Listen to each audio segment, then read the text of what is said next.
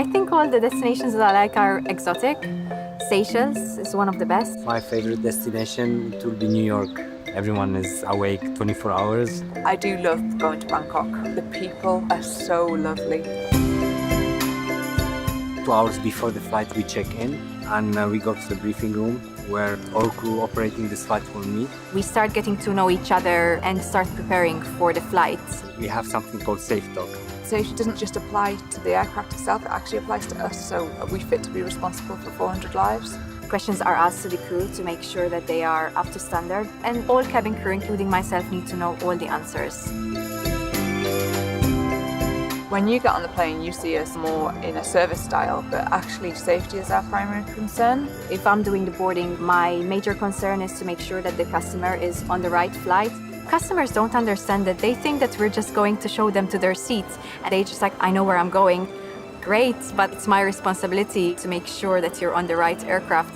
After the boarding is finished, the crew pass the checks and the purser pass the check to the captain that the aircraft is ready for takeoff. We also look for an ABP, able-bodied person. People who can help you open the door in the event of emergency. Someone who's traveling alone, who speaks good English, all those sort of things. However, if he starts asking for double vodka on ice every 15 minutes, scrap the idea. We'll have to look for someone else. The most challenging part of my job, it can be the jet lag. When you wake up and you're freezing cold or you're boiling and you don't know why, and it's because your circadian rhythm's completely out of sync. After 10 years, I can say that my body clock is inexistent. I must be fit, you must be careful what you eat. The best way for me involves being outdoors, being in nature. It's a way to sort of mentally escape. Doing the job we do, it does take its toll on our body and our mind. So from upset passengers, maybe they've had a delay, to the happiest people alive who, they're on their honeymoon and you just want to make that day amazing for them. When we join Emirates, we are trained for 6 weeks. They go through safety, security, firefighting, and of course service as well. We also have general medical training. We're even taught how to deliver a baby.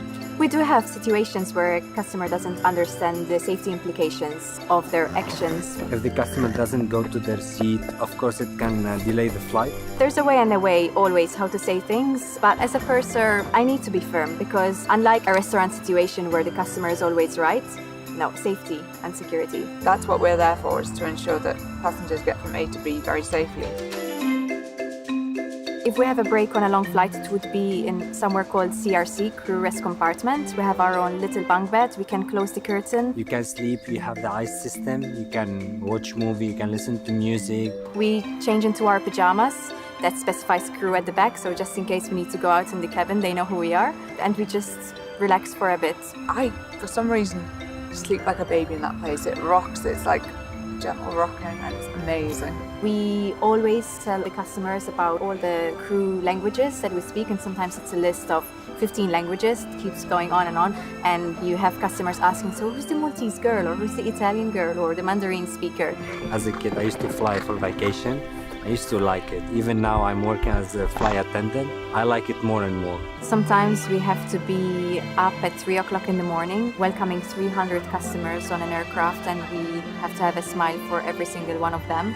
But then, a few hours later, I'm smiling because I'm on a beach relaxing. The opportunities that this job affords us and the experiences, they're priceless. I've seen places that I've wanted to see, and I've flown to places that I have never heard of before. I have the best job in the world and I would not change it for anything. I genuinely love my job.